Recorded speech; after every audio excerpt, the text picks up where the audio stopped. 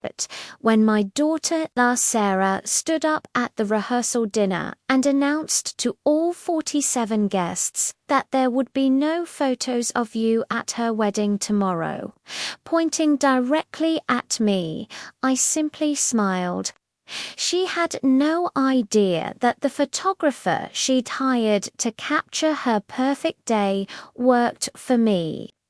If you're watching this, subscribe and tell me where you're tuning in from. I'm Margaret, and for 30 years I've built my photography business from the ground up. But Sarah saw me as just an obstacle to her perfect wedding vision. For 18 months, she'd systematically tried to erase me from my own son Tom's life. She'd moved the engagement party to a date I couldn't attend, scheduled wedding planning sessions during my work hours, and now this publicly humiliated me in front of our entire family. The restaurant fell silent. My son Tom stared at his plate, saying nothing. Again, Sarah's parents looked uncomfortable, but no one spoke up. She'd spent $50,000 on this wedding, and apparently that gave her the right to treat me like dirt. I want professional photos, Sarah continued, her voice dripping with false sweetness, not amateur snapshots from family members. Amateur, I'd photographed over 800 weddings in my career. That's when I remembered something interesting about our earlier conversation with the photographer. Sarah had mentioned hiring lens and light photography for the wedding.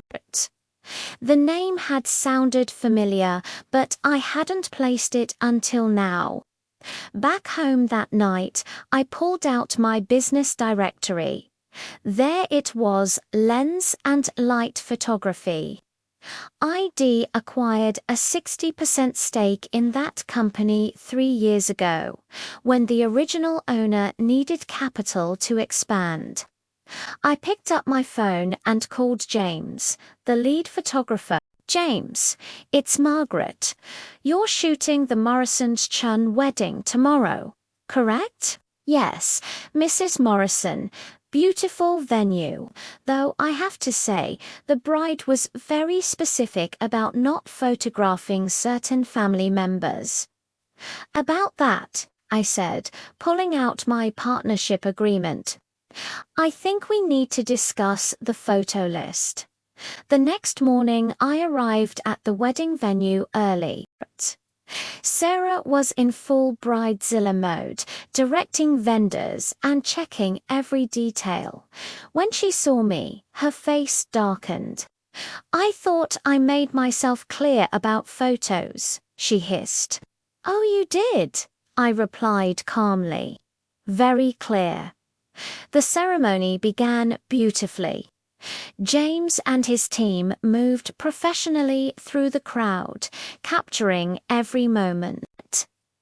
Sarah beamed, thinking she'd won. She had no idea that, as the owner of Lens and Light Photography, I'd instructed my team to document everything, including me. During the reception, James approached the head table with a folder. Mrs. Morrison, he said loudly enough for nearby tables to hear, as the owner of Lens and Light Photography, could you review these shots? The color drained from Sarah's face. Owner.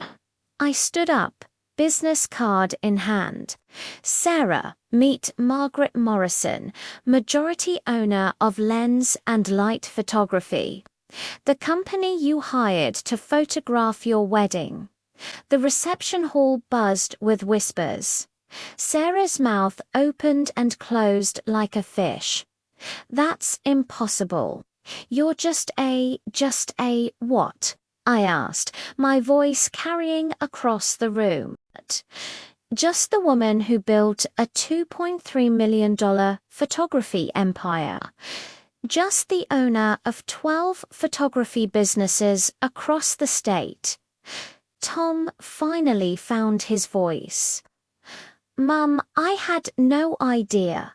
Your wife made it clear she didn't want amateur photos, I continued. So I made sure you got the best professional service available. From my company. Sarah grabbed James's arm. Delete all photos of her now. James looked at me, then back at Sarah. Ma'am, I worked for Mrs. Morrison, and according to your $15,000 contract, all photos become property of the client, which would be you and your husband.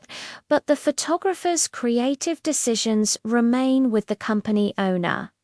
The wedding guests were now openly staring at Sarah's perfect day was crumbling, and everyone could see it.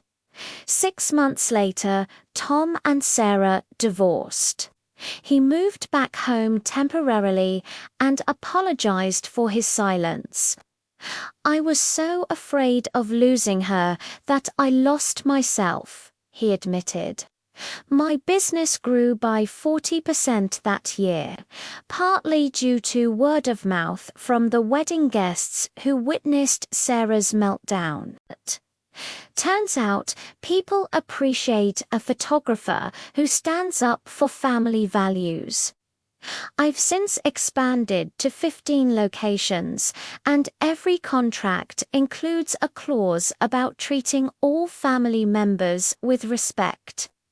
Sarah taught me that sometimes the best revenge is simply being successful enough that your enemies hire you without knowing it. The photos from that wedding, they're beautiful. Every single one of them, including the 200 shots of me celebrating my son's marriage, despite his ex-wife's best efforts. Your voice matters. Share your story in the comments below. Names and details have been changed for privacy, but the lesson remains. Never underestimate the quiet power of a woman who built her own empire.